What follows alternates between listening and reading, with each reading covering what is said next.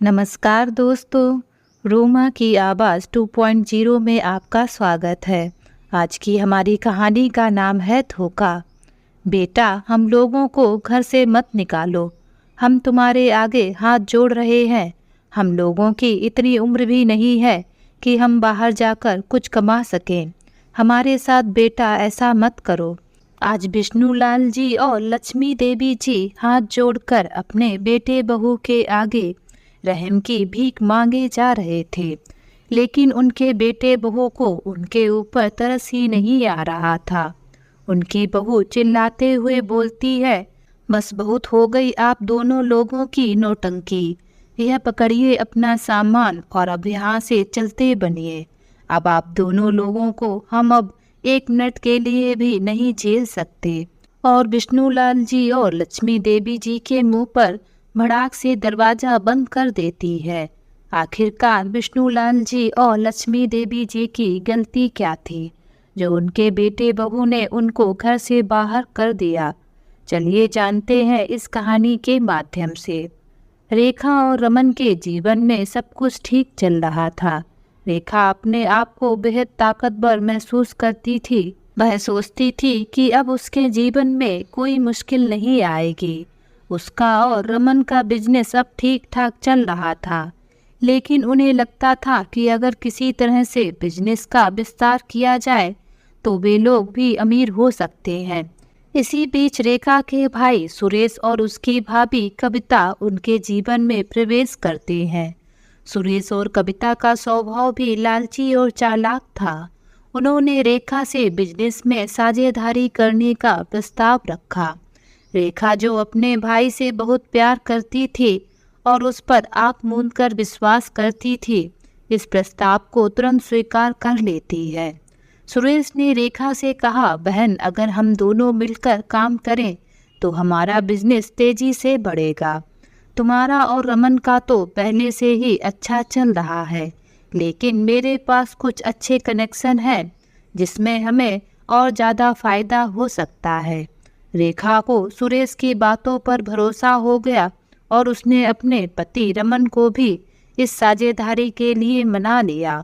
रेखा और रमन ने सुरेश और कविता के साथ मिलकर बिजनेस का विस्तार करना शुरू कर दिया।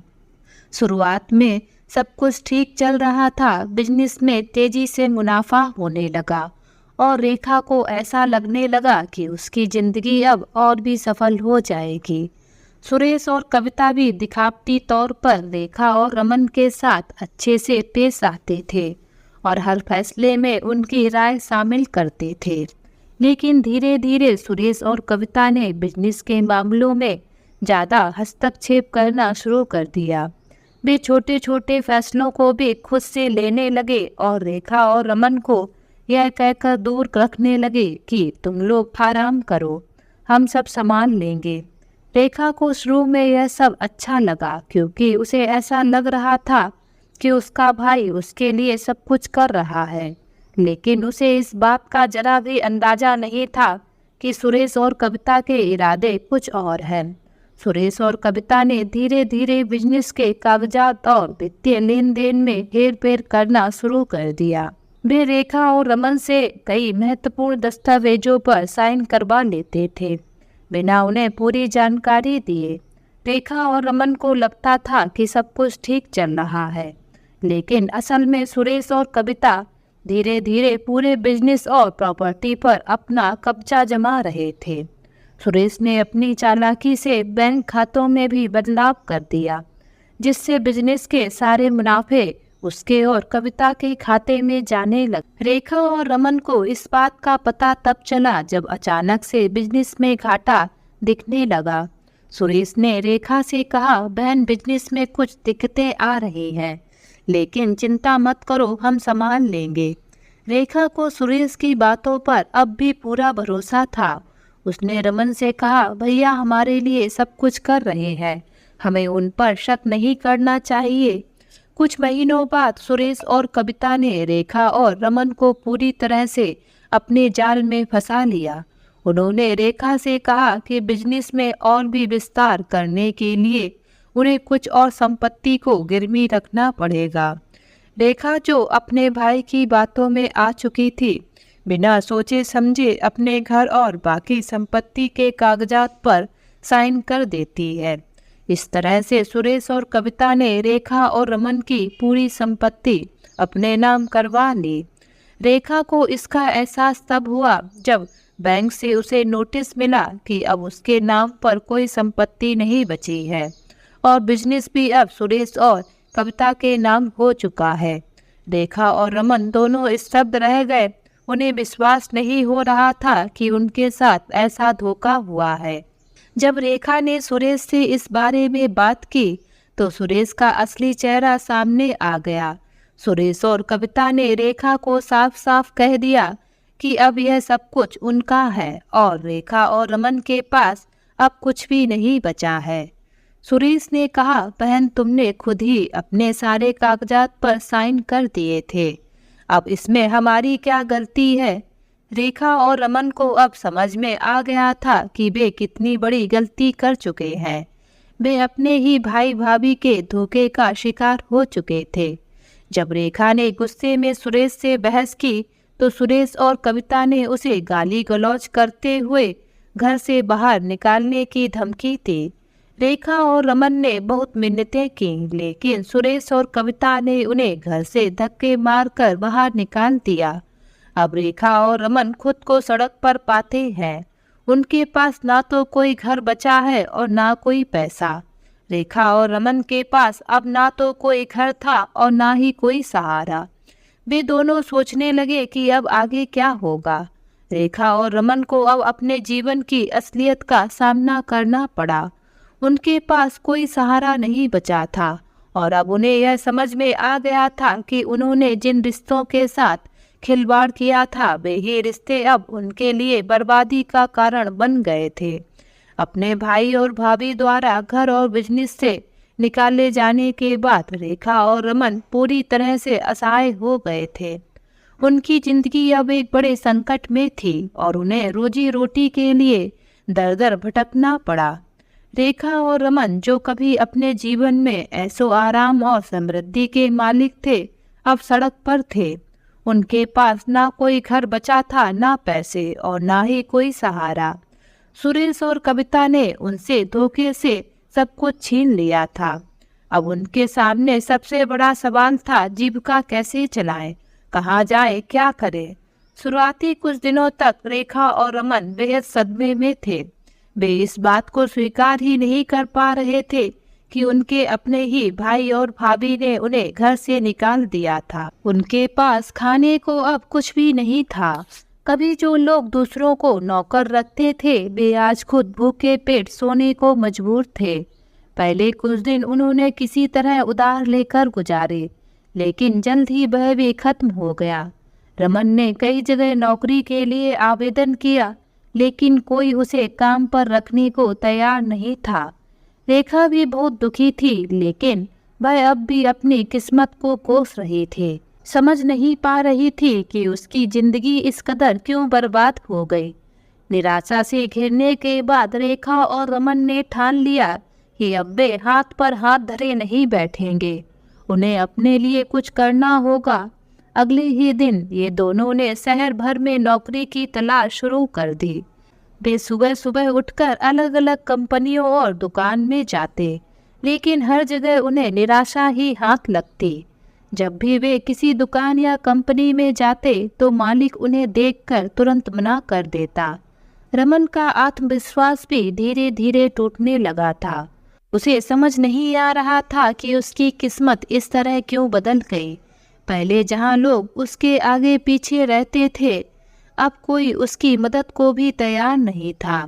निराश होकर रमन और रेखा ने अपने पुराने दोस्तों से मदद मांगने की सोची। रमन का एक दोस्त जो कभी उसके साथ बिजनेस करता था, अब एक बहुत बड़ी कंपनी में काम कर रहा था। रमन को उम्मीद थी कि शायद वह उसकी मदद कर सके। वह अपने दोस्त के घर गया, लेकिन दोस्त ने उसकी हालत देखकर बहाना बनाते हुए कहा, मुझे बहुत अफसोस है रमन, लेकिन इस समय मेरी खुद की हालत भी ठीक नहीं है। मैं तुम्हारी कोई मदद नहीं कर पाऊंगा। रेखा ने भी अपनी एक पुरानी सहेली के पास आकर मदद मांगी, लेकिन उसे भी वहां से निराशा ही मिली। उसकी सहेली ने कहा, रेखा मुझे माफ करना, लेकिन अब मेरी खुद की जिंदगी में बहुत समस्याएं हैं, मैं तुम्हारी कोई मदद नहीं कर पाऊंगी। दोनों पति पत्नी के लिए यह सब बेहद अपमानजनक था।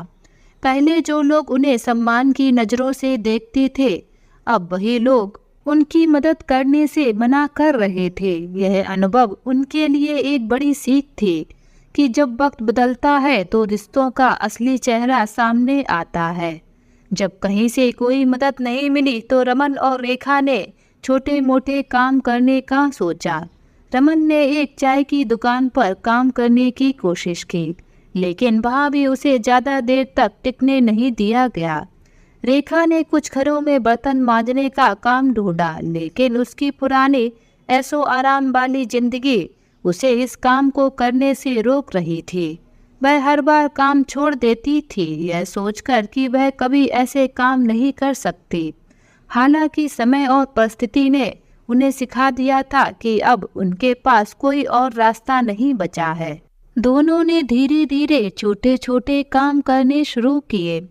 रमन ने एक दिन एक ट्रांसपोर्ट कंपनी में सामान लादने का काम किया, तो कभी किसी की दुकान पर सेल्समैन का काम किया। वहीं रेखा भी घर घर जाकर कपड़े प्रेस करने का काम करने लगी। हालांकि ये छोटे छोटे काम उनकी ज़रूरतें पूरी करने के लिए नाकाफ़ी थे। वे दिन भर मेहनत करते, लेकिन जितना कमाते उससे सिर्फ एक वक्त का खाना ही आ पाता था। घर का किराया और बाकी खर्चों के लिए उनके पास कुछ भी नहीं बचता था। इतने संघर्षों के बावजूद रमन और रेखा ने हार नहीं मानी। वे हर दिन एक नई उम्मीद के साथ निकलते थे कि शायद आज उन्हें कोई अच्छी नौकरी मिल जाए। एक दिन रमन ने शहर के एक बड़े बिजनेसमैन के बारे में सुना। मोहनलाल जी उस कंपनी के मैनेजर थे और रमन ने सोचा कि अगर उसे मोहनलाल जी के यहाँ कोई नौकरी मिल जाए तो शायद उनकी जिंदगी फिर से पटरी पर आ सके। रमन ने बिना देरी किए मोहनलाल जी की कंपनी के ऑफिस में जाकर नौकरी के लिए आवेदन किया। वहाँ की रिसेप्शनिस्ट ने उसे एक छोटा सा फॉर्म भरने के लिए दिया और कहा कि वह अगले हफ्ते इंटरव्यू के लिए आ जाए। रमन को कुछ उम्मीद जागी, लेकिन वह जानता था कि यह नौकरी पाना आसान नहीं होगा। जब इंटरव्यू का दिन आया, रमन बेहद घबराया हुआ था। उसने अपनी पुरानी पोशाक पहनी, जो अब काफ़ी पुरानी और मैली हो चुकी थी। उसके पास नए कपड़े खरीदने के पैसे भी नहीं थे। फिर भी वह हिम्मत जुटाकर मोहनलाल जी के ऑफिस पहुंचा। ऑफिस में पहुंचकर रमन ने देखा कि वहां और भी कई लोग नौकरी के लिए इंतजार कर रहे थे। सभी लोग अच्छे कपड़ों में और आत्मविश्वास से भरे हुए थे। रमन को खुद पर थोड़ी शर्म आई, लेकिन उसने हार मानने का इरादा नहीं किया। उसने सोचा कि अगर वह यहाँ से खाली हाथ लौटा तो उसके पास कोई और विकल्प नहीं बचेगा। जब रमन का नंबर आया तो वह धीरे धीरे ऑफिस के अंदर गया। सामने मोहनलाल जी बैठे थे, जो अपनी कुर्सी पर आराम से बैठे थे और कुछ फाइलें देख रहे थे। रमन ने उनके सामने जाकर नमस्ते की और बैठने की अनुमति मांगी। मोहनलाल जी ने उसकी ओर एक नज़र डाली और कहा, तुम्हारा नाम क्या है और तुम यहाँ किस लिए आए हो? रमन ने कांपते हुए जवाब दिया, मेरा नाम रमन है सर, मैं यहाँ नौकरी के लिए आया हूँ। मोहनलाल जी ने रमन से कुछ सवाल किए, जैसे उसकी पिछली नौकरी क्या थी, वह कहाँ से आया है और उसके पास क्या स्किल्स हैं। रमन ने ईमानदारी से सारी बातें बताई। उसने यह भी बताया कि कैसे वह एक समय पर खुद का बिजनेस चलाता था, लेकिन अब हालात बदल गए हैं और वह किसी भी नौकरी के लिए तैयार है। मोहनलाल जी ने उसकी बातें ध्यान से सुनी। वे रमन की स्थिति समझ रहे थे और उन्हें रमन की मेहनत और ईमानदारी में सच्चाई दिखाई दी। हालांकि रमन के पास ज़्यादा अनुभव नहीं था, लेकिन मोहनलाल जी ने सोचा कि उसे एक मौका दिया जा सकता है। मोहनलाल जी ने कुछ देर सोचा और फिर बोले, ठीक है रमन, मैं तुम्हें अपनी कंपनी में एक छोटी सी नौकरी दे सकता हूँ। तुम्हें ऑफिस में सामान लाने ले जाने और सफाई का काम करना होगा। यह काम बहुत बड़ा नहीं है, लेकिन तुम्हें इससे शुरुआत करनी होगी।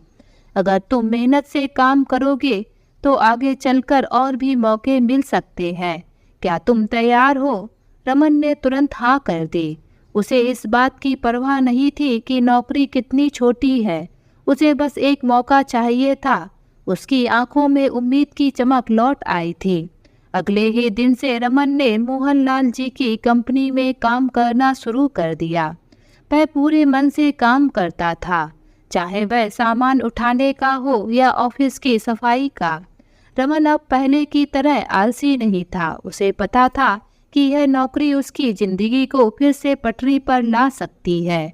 जो कंपनी के मुख्य मालिक हैं, अपनी व्यस्त बिजनेस मीटिंग से लौटते हैं, जो शहर के सबसे प्रतिष्ठित और सफल बिजनेसमैन माने जाते हैं, हाल ही में एक महत्वपूर्ण बिजनेस मीटिंग से वापस लौटे थे। यह मीटिंग उनके करियर की सबसे बड़ी डील्स में से एक थी और उन्होंने इसे बेहद सफलतापूर्वक अंजाम दिया था। इस मीटिंग के बाद वे बेहद प्रसन्न थे और उन्होंने फैसला किया कि वे अपने बच्चे का जन्मदिन इस बार पूरे धूमधाम से मनाएंगे। उनके घर पर पहले से ही तैयारी शुरू हो चुकी थी। उनका घर शहर का सबसे भव्य और आलीशान घरों में से एक था। हर साल की तरह इस बार भी वे अपने सभी करीबी दोस्तों, परिवार वालों और कंपनी के कर्मचारियों को इस खास अवसर पर बुलाने वाले थे।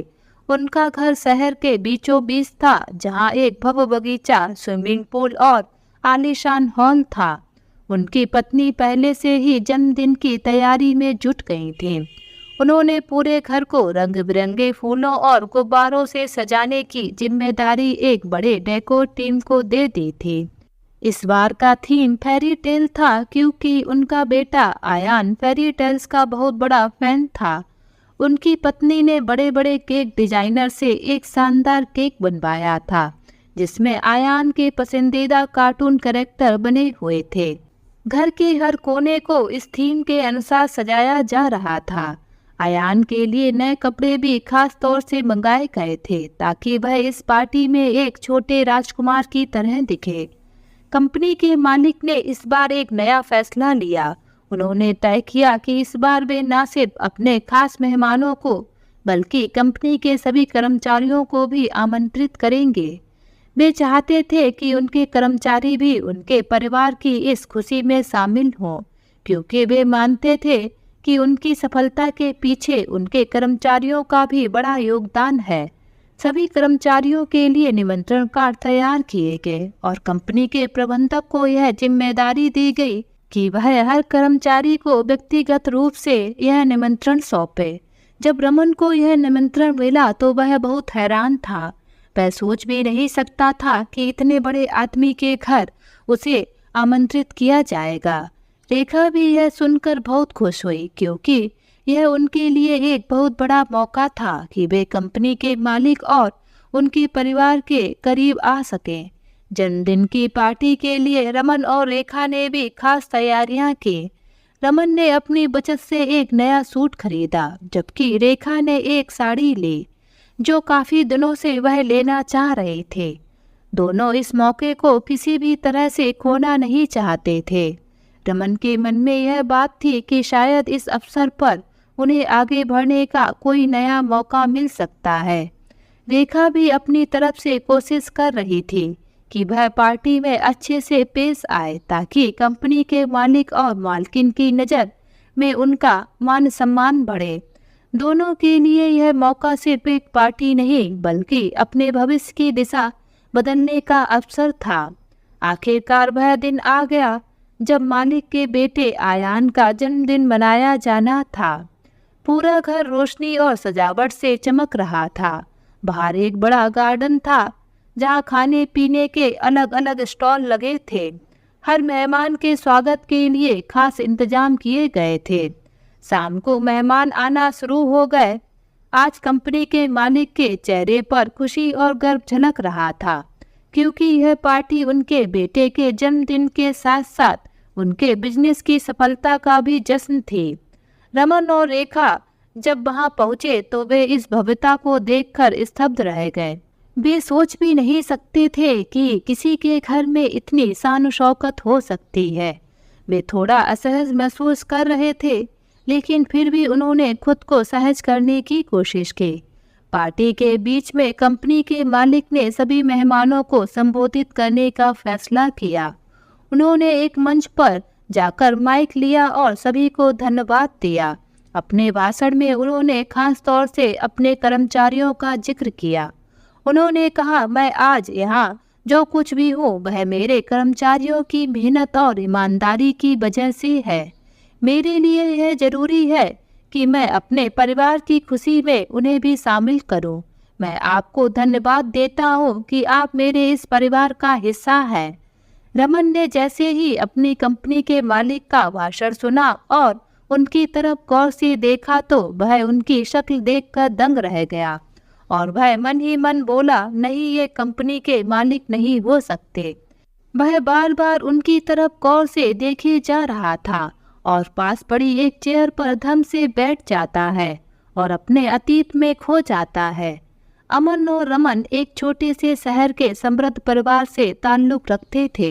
उनका परिवार बरसों से उसी शहर में बसा हुआ था और अपने ईमानदार स्वभाव और मेहनती जीवन शैली के कारण समाज में उनका मान सम्मान था। उनके पिता विष्णुलाल जी एक जिम्मेदार और कर्मठ व्यक्ति थे, जिन्होंने अपनी मेहनत से परिवार को समृद्धि की ओर बढ़ाया। वे एक छोटी सी दुकान चलाते थे, जिसे उन्होंने समय के साथ बड़ा किया और अब एक अच्छी खासी आय का स्रोत बन गया था। अमन परिवार का बड़ा बेटा हमेशा से अपने पिता के पद चिन्हों पर चलने वाला और बेहद सुलझा हुआ इंसान था। वह अपने माता पिता का आदर करता और उनके हर निर्देश को ध्यान से सुनता। पढ़ाई में भी वह अच्छा था और पिता के व्यापार में भी हाथ बटाता था, जिससे परिवार की आर्थिक स्थिति और मजबूत हो गई थी। उसे व्यापार की बहुत अच्छी समझ थी। व्यापार की छोटी छोटी बातों को भी बहुत अच्छे से समझता था। अमन का स्वभाव शांत और संयमी था। वह जल्दबाजी में कोई निर्णय नहीं लेता था, बल्कि हर बात को समझकर निर्णय लेता था। उसकी यही आदत उसे अपने परिवार में सबका प्रिय बनाती थी। वही रमन छोटा बेटा थोड़ा चंचल और महत्वाकांक्षी था। उसे बचपन से ही अपने बड़े भाई की तुलना में अधिक सुविधाएं मिली थी और शायद इसी कारण उसकी सोच थोड़ी अलग हो गई थी। वह हमेशा सोचता कि अगर उसके पास और अधिक संसाधन होते तो वह और भी बड़ी सफलता हासिल कर सकता था। रमन का मानना था कि उसे कम आंका जाता है और उसे वह मान सम्मान नहीं मिलता जो उसके बड़े भाई को मिलता है। जब अमन की उम्र विवाह के योग हुई तो विष्णुलाल जी ने और उनकी पत्नी लक्ष्मी देवी जी ने उसके लिए एक संस्कारी और सुशील लड़की की तलाश शुरू की। कुछ ही समय में उन्हें सुमन का रिश्ता मिला। सुमन का परिवार बहुत साधारण था, लेकिन उनकी बेटी बेहद समझदार और परिवार का सम्मान करने वाली थी। अमन और सुमन की शादी बड़े धूमधाम से हुई और सुमन ने घर में कदम रखते ही अपने व्यवहार से सबका दिल जीत लिया। सुमन का स्वभाव बहुत ही मिलनसार था। वह अमन के माता पिता का आदर करती और घर के सारे कामों में हाथ बटाती। लक्ष्मी देवी को भी सुमन का साथ बहुत अच्छा लगता था, क्योंकि सुमन ने घर की जिम्मेदारियों को बिना किसी शिकायत के संभाल लिया था। समय बीतने के साथ अमन और सुमन का रिश्ता और भी मजबूत होता गया। वे एक दूसरे की भावनाओं को समझते थे और एक दूसरे का सम्मान करते थे। कुछ समय बाद रमन की भी शादी की बात शुरू हुई। रमन के लिए एक अच्छा रिश्ता तलाशा गया और उसे रेखा नाम की एक तेज तर्रार और आधुनिक सोच वाली लड़की पसंद आई। रेखा का परिवार भी साधारण था, लेकिन रेखा की सोच थोड़ी भिन्न थी। उसे जिंदगी में बड़े सपने देखने की आदत थी और वह किसी भी कीमत पर उन सपनों को हासिल करना चाहती थी। रमन को रेखा का यही आत्मविश्वास और महत्वाकांक्षा पसंद आई। शादी के बाद रेखा ने घर में कदम रखा।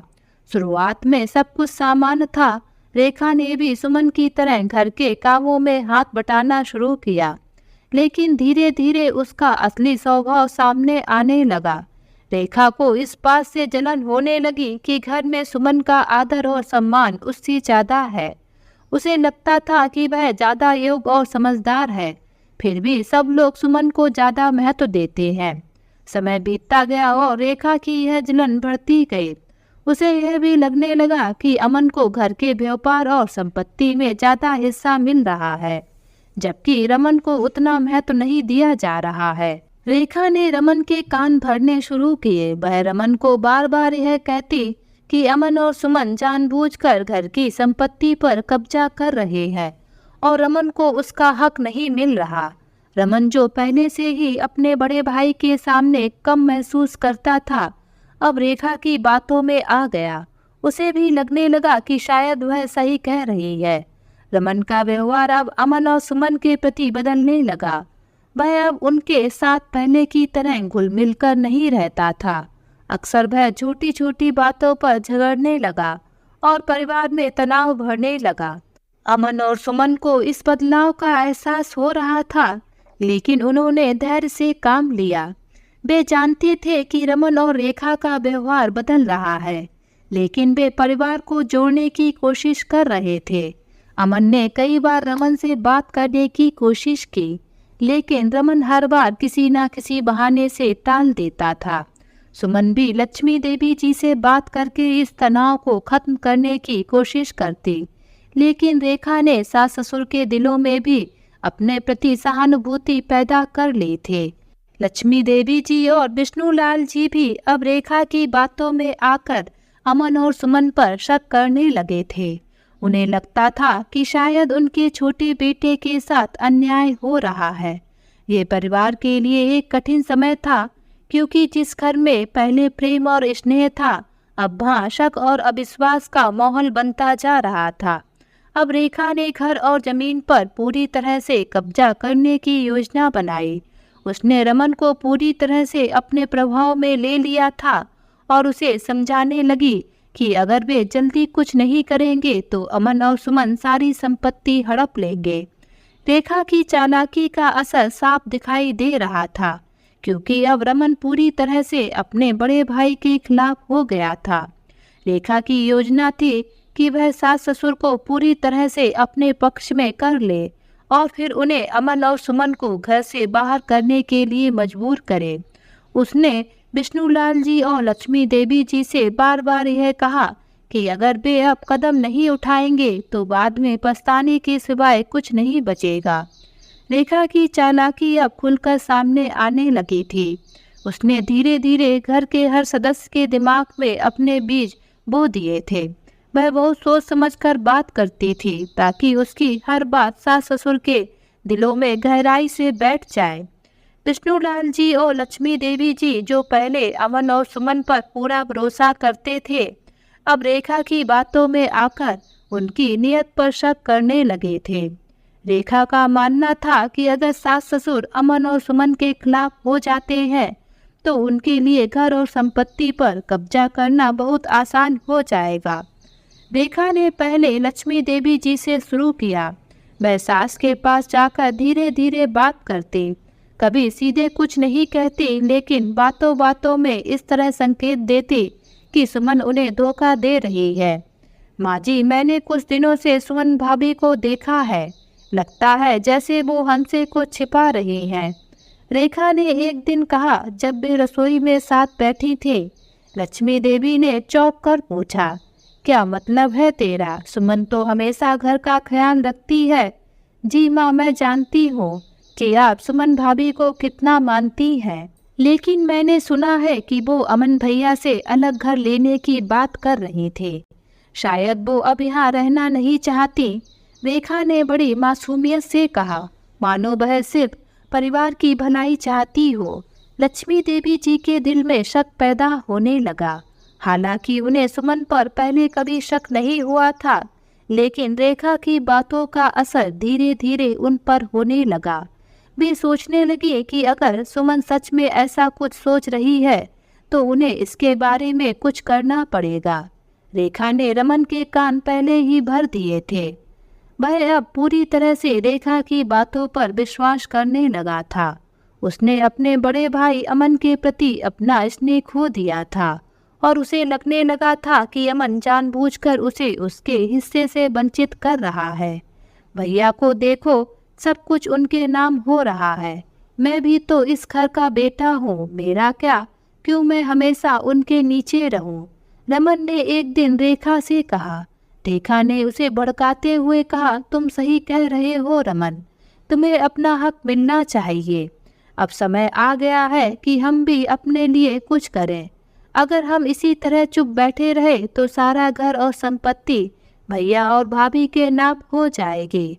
रमन के मन में अब अपने भाई के प्रति ईर्ष्या और गुस्सा भर गया था। वह पूरी तरह से रेखा की चाल में फंस चुका था और अब उसे ही सही मानने लगा था। वह सोचता था कि रेखा उसके हित की ही बात कर रही है और अमन ने उसे धोखा दिया है। रेखा की योजना सफल हो रही थी। उसने विष्णुलाल जी को भी धीरे धीरे अपने पक्ष में कर लिया। पिताजी, मैंने सुना है कि भैया ने कुछ नया कारोबार शुरू किया है। क्या उन्होंने आपसे इस बारे में बात की? रेखा ने एक दिन बात छेड़ी। विष्णुलाल जी को पहले तो कुछ समझ नहीं आया, लेकिन फिर उन्होंने कहा, नहीं, अमन ने तो मुझसे कुछ नहीं कहा, वह अपना काम खुद देखता है। रेखा ने बड़ी चालाकी से जवाब दिया, हाँ पिताजी, लेकिन शायद अब वह आपसे सलाह नहीं लेते, क्योंकि वह समझते हैं कि उन्हें किसी की जरूरत नहीं। हो सकता है वह कुछ अलग करने की सोच रहे हो। इस तरह की बातें सुनकर विष्णुलाल जी का मन भी बदलने लगा। उन्हें लगा कि अमन अब बड़ा हो गया है और शायद वह अपने परिवार से अलग होना चाहता है। उनके मन में भी अमन के प्रति संदेह पनपने लगा। अब रेखा ने अपने अंतिम कदम की तैयारी की। उसने सास ससुर के मन में अमन और सुमन के प्रति इतना शक भर दिया कि अब वे खुद ही उन पर आरोप लगाने लगे थे। अमन, हमें तुमसे कुछ बात करनी है, विष्णुलाल जी ने एक दिन गंभीर स्वर में कहा। अमन, जो हमेशा अपने पिता का आदर करता था, तुरंत उनके पास आया और बोला, जी पिताजी, क्या बात है? तुम्हें लगता है कि तुम अब इस घर के मालिक हो? तुम्हें लगता है कि हम बूढ़े हो गए हैं और तुम्हें हमसे कुछ कहने की जरूरत नहीं? विष्णुलाल जी ने सख्ती से पूछा। अमन को यह सुनकर गहरा धक्का लगा। उसने कभी नहीं सोचा था कि उसके माता पिता उस पर ऐसा आरोप लगाएंगे। नहीं पिताजी, मैंने कभी ऐसा नहीं सोचा। मैं हमेशा आपके निर्देशों पर ही चलता हूँ, अमन ने शांत स्वभाव में जवाब दिया। लेकिन विष्णुलाल जी अब रेखा की बातों से इतने प्रभावित हो चुके थे कि उन्होंने अमन की बातों पर विश्वास नहीं किया। तुम्हारे और सुमन के बारे में हमने जो सुना है वह सही है। तुम लोग अब इस घर से अलग होना चाहते हो, लक्ष्मी देवी जी ने भी कड़वे स्वर में कहा। सुमन, जो अब तक चुपचाप सुन रही थी, उसने कहा, माँ, हमने ऐसा कभी नहीं सोचा। हम हमेशा आपका सम्मान करते हैं और कभी भी अलग होने की बात नहीं की, लेकिन अब बहुत देर हो चुकी थी। रेखा की चालें इतनी गहरी हो गई थी कि सास ससुर अब अमन और सुमन की बातों पर विश्वास करने को तैयार नहीं थे। रेखा की योजना अब पूरी तरह से सफल हो चुकी थी। सास ससुर ने अमन और सुमन को घर छोड़ने का आदेश दे दिया। अगर तुम लोग हमारे साथ नहीं रहना चाहते तो बेहतर है कि तुम लोग अलग हो जाओ। ये घर अब सिर्फ रमन और रेखा का है, विष्णुलाल जी ने कठोरता से कहा। अमन और सुमन को यह सुनकर बहुत दुख हुआ, लेकिन वे अपने माता पिता का अनादर नहीं करना चाहते थे। अगर यही आपकी इच्छा है तो हम इसे मानेंगे, अमन ने आंखों में आंसू भरकर कहा। सुमन ने भी भारी मन से घर छोड़ने का निर्णय लिया। उसने कभी नहीं सोचा था कि जिस परिवार को उसने अपनी जान से भी ज़्यादा चाहा, उसी से उसे बाहर निकाल दिया जाएगा। अमन और सुमन ने घर छोड़ दिया और एक छोटे से किराए के मकान में अपनी नई जिंदगी शुरू की। उनके पास बहुत कम सामान था, लेकिन उनके दिलों में एक दूसरे के प्रति अटूट विश्वास और प्रेम था। हमने हमेशा सही किया सुमन, हमने कभी किसी का बुरा नहीं चाहा, फिर भी यह सब हुआ, अमन ने एक रात सुमन से कहा। सुमन ने उसका हाथ थामते हुए कहा, हमने जो किया उसमें कोई गलती नहीं थी। शायद ये भगवान की मर्जी थी। हमें अपना धैर्य नहीं खोना चाहिए। रेखा ने अपनी योजना का सबसे महत्वपूर्ण हिस्सा पूरा कर लिया था।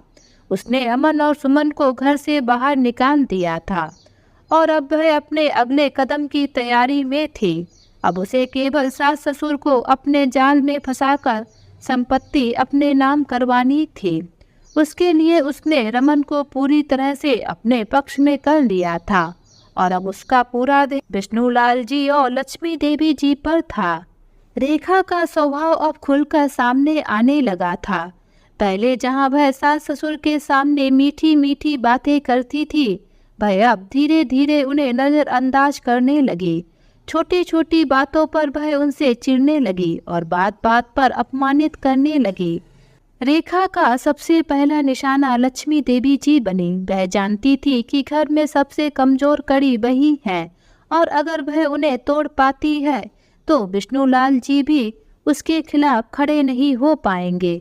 एक दिन जब लक्ष्मी देवी जी ने रसोई में कुछ खाना बनाने में मदद की, रेखा ने तुरंत ताने मारने शुरू कर दिए। माँ जी, आपसे अब यह सब नहीं होता। आप आराम से बैठा कीजिए, मुझे ही सब संभालने दीजिए। वैसे भी अब आपका समय का रिवाज पुराना हो चुका है। लक्ष्मी देवी जी ने यह सुनकर कुछ नहीं कहा, लेकिन उनके चेहरे पर उदासी साफ झलक रही थी। उन्होंने कभी सोचा भी नहीं था कि उनकी बहू, जिसे उन्होंने इतने प्यार से अपनाया था, अब इस तरह से उनका अनादर करेगी। धीरे धीरे रेखा ने उन्हें हर बात पर ताने मारने शुरू कर दिए।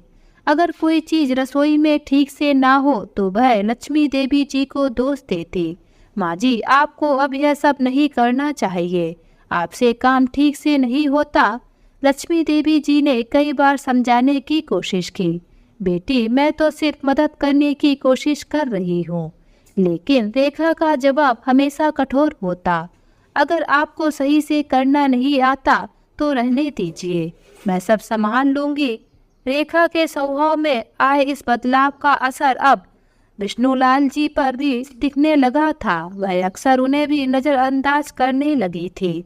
एक दिन जब विष्णुलाल जी ने कुछ घरेलू खर्चों के बारे में रमन से बात की तो रेखा ने बीच में हस्तक्षेप करते हुए कहा, पिताजी, अब यह सब आप मत देखा कीजिए, अब हम सब संभाल लेंगे। आपको अब इन छोटी छोटी चीजों की चिंता करने की जरूरत नहीं है। विष्णुलाल जी ने सोचा कि शायद रेखा उनकी मदद करना चाहती है, इसीलिए उन्होंने ज्यादा ध्यान नहीं दिया। लेकिन समय के साथ रेखा का व्यवहार और भी सख्त होता गया। वह बात बात पर विष्णुलाल जी का अपमान करने लगी। जब भी वह कुछ पूछते तो वह सीधे जवाब देने के बजाय उन्हें नजरअंदाज कर देती। पिताजी, आपसे यह सब समझना अब मुश्किल है। अब समय बदल गया है, हमें नए तरीकों से काम करना पड़ता है। रेखा ने एक बार उन्हें जवाब दिया जब उन्होंने व्यापार के बारे में सलाह देनी चाही। विष्णुलाल जी को यह बात बुरी लगी, लेकिन वह भी कुछ नहीं कह पाए। उन्हें महसूस होने लगा था कि अब घर में उनकी बातों का कोई महत्व नहीं रहा। उन्हें ऐसा लगने लगा था कि जैसे वह घर में अनचाहे हो गए हैं। रेखा का असली मकसद घर और संपत्ति पर कब्जा करना था और इसके लिए उसने सास ससुर को पूरी तरह से कमजोर कर दिया था। उसने विष्णुलाल जी और लक्ष्मी देवी जी को धीरे धीरे इस बात के लिए तैयार किया कि वह और रमन अब घर और संपत्ति की देखरेख करेंगे, क्योंकि अब वे बूढ़े हो चुके हैं। पिताजी, आप दोनों ने बहुत मेहनत की है, अब आप आराम कीजिए। सारी संपत्ति अब रमन और मेरे नाम कर दीजिए ताकि हम ठीक से देखभाल कर सकें। आप बस आराम से रहिए, रेखा ने मीठे शब्दों में कहा। विष्णुलाल जी और लक्ष्मी देवी जी, जो अब खुद को कमजोर और बेबस महसूस कर रहे थे, इस बात के लिए राजी हो गए। उन्होंने सोचा कि शायद अब रेखा और रमन को भी यह सब देखना चाहिए। रेखा ने इस मौके का फायदा उठाया और सारा घर और संपत्ति अपने और रमन के नाम करवा ली। जैसे ही संपत्ति का काम खत्म हुआ, रेखा का असली रंग पूरी तरह से सामने आ गया। अब वह विष्णुलाल जी और लक्ष्मी देवी जी का खुलकर अपमान करने लगी। वह छोटी छोटी बातों पर उन्हें डांटने लगी। आप लोगों को अब कोई हक नहीं है हमारे घर में दखल देने का। यह घर अब हमारा है, आप लोग सिर्फ नाम के लिए यहाँ रह रहे हैं। लक्ष्मी देवी जी को यह सुनकर गहरा धक्का लगा। उन्होंने कभी नहीं सोचा था कि रेखा, जिसे उन्होंने अपनी बेटी की तरह माना, एक दिन इस तरह से उनका अपमान करेगी। अब वह अपने सास ससुर को खाने के लिए भी तरसाने लगी। इसका सीधा मकसद था कि वह अपने सास ससुर को भी घर से निकलवा दे। विष्णुलाल जी भी बहुत दुखी हुए, लेकिन अब उनके पास कोई विकल्प नहीं था। रेखा का अत्याचार यही नहीं रुका। एक बार जब पूरा दिन रेखा ने अपने सास ससुर को खाना नहीं दिया, तो जब विष्णुलाल जी और लक्ष्मी देवी जी ने किसी बात पर हल्की सी आपत्ति जताई, तो रेखा ने गुस्से में आकर उन्हें घर से बाहर निकालने का फैसला कर लिया।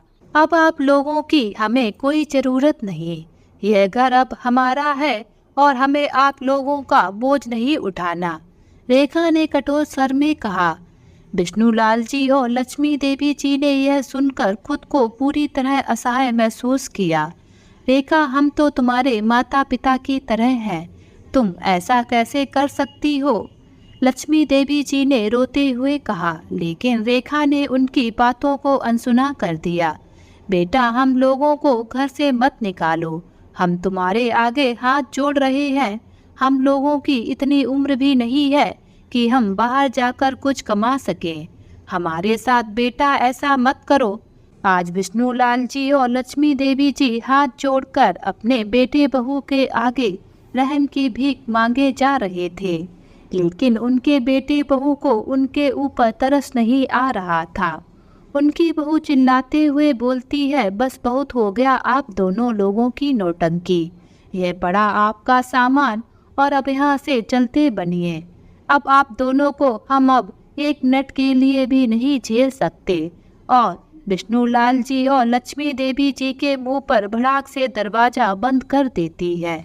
रमन, जो अब पूरी तरह से रेखा के प्रभाव में था, कुछ नहीं बोला। उसने भी अपने माता पिता का साथ देने की बजाय रेखा का समर्थन किया। अंत में विष्णुलाल जी और लक्ष्मी देवी जी को मजबूरी में घर छोड़ना पड़ा। वे अपने ही बेटे और बहू द्वारा बेइज्जत होकर घर से बाहर निकल गए। घर से बाहर निकलने के बाद विष्णुलाल जी और लक्ष्मी देवी जी को बेहद कठिनाई का सामना करना पड़ा। उनके पास कोई ठिकाना नहीं था और उनके अपने बेटे और बहू ने उन्हें इस तरह से बाहर निकाल दिया था।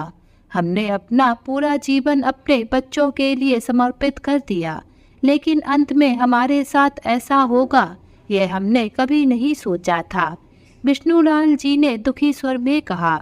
लक्ष्मी देवी जी की आंखों में आंसू थे। उन्होंने कभी नहीं सोचा था कि रेखा, जिसे उन्होंने हमेशा अपनी बेटी माना, एक दिन इस हद तक गिर जाएगी। रेखा द्वारा घर से निकाल दिए जाने के बाद विष्णुलाल जी और लक्ष्मी देवी जी की हालत दिन ब दिन खराब होती चली गई। उन्हें यह अपने ही बच्चों द्वारा ठुकराए जाने की पीड़ा सहन करनी पड़ रही थी। ना तो उनके पास रहने का कोई ठिकाना था, ना ही खाने का कोई साधन। ऐसे में भूख और बेबसी ने उन्हें धीरे धीरे तोड़ना शुरू कर दिया। उन्हें समझ में नहीं आ रहा था कि वे अपनी बची खुची जिंदगी कैसे काटेंगे। कुछ दिनों बाद जब उनके पास कोई रास्ता नहीं बचा, तो उन्हें भीख मांगने की नौबत आ गई। यह वह स्थिति थी जिसके बारे में उन्होंने कभी सपने में भी नहीं सोचा था।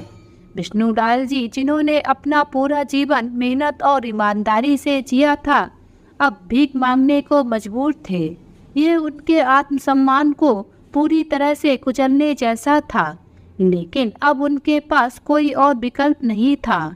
हर दिन वे किसी न किसी सड़क के किनारे, मंदिर के बाहर या बाजारों में बैठकर लोगों से भीख मांगते। लक्ष्मी देवी जी का शरीर अब और भी कमजोर हो चुका था और विष्णुलाल जी की हालत भी दिन ब दिन बिगड़ती जा रही थी। वे दोनों बेहद भूखे और थके हुए रहते, लेकिन किसी तरह अपने दिन काटने की कोशिश करते।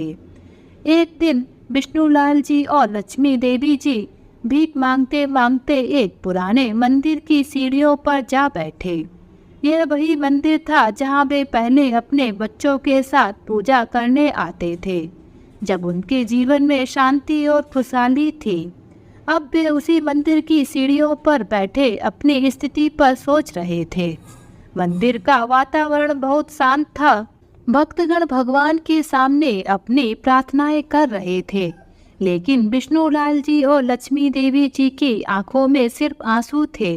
उन्हें अब अपने जीवन का कोई मकसद नहीं दिख रहा था। उनके पास ना घर था, ना खाना और ना ही कोई सहारा। अब भी पूरी तरह से भगवान की शरण में थे। लक्ष्मी देवी जी ने अपने कांपते हाथों से भगवान के सामने हाथ जोड़े और रोते हुए प्रार्थना की, हे भगवान, हमने कभी किसी का बुरा नहीं चाहा, फिर हमारे साथ ऐसा क्यों हो रहा है? कृपा करके हमारी मदद करो। इसी मंदिर में अमन और सुमन हर हफ्ते पूजा करने आया करते थे। वे उस दिन भी मंदिर आए थे, लेकिन उन्हें यह नहीं पता था कि इस बार उनकी प्रार्थना का उत्तर उन्हें मिलने वाला है। जैसे ही वे मंदिर के अंदर प्रवेश करने के लिए सीढ़ियों पर चढ़ने लगे, अमन की नज़र दो बुजुर्गों पर पड़ी, जो बेहद दयनीय अवस्था में बैठे हुए थे। उनकी स्थिति देखकर अमन का दिल कांप उठा। उन्हें ध्यान से देखने पर उन्होंने पहचान लिया कि ये कोई और नहीं बल्कि उनके अपने माता पिता थे, विष्णुलाल जी और लक्ष्मी देवी जी। अमन और सुमन को अपनी आंखों पर विश्वास नहीं हुआ। उनके माता पिता, जिन्हें उन्होंने हमेशा आदर और सम्मान के साथ देखा था, अब इस हालत में मंदिर की सीढ़ियों पर भीख मांगते हुए बैठे थे। अमन की आंखों में आंसू छलक पड़े। उसने तुरंत अपनी पत्नी सुमन का हाथ पकड़कर कहा, सुमन देखो, यह हमारे माता पिता हैं। भगवान ने हमें इनसे मिलवा दिया। सुमन भी यह देखकर स्तब्ध रह गई। उसकी आंखों में भी आंसू आ गए। दोनों बिना एक पल गवाए अपने माता पिता के पास पहुँचे।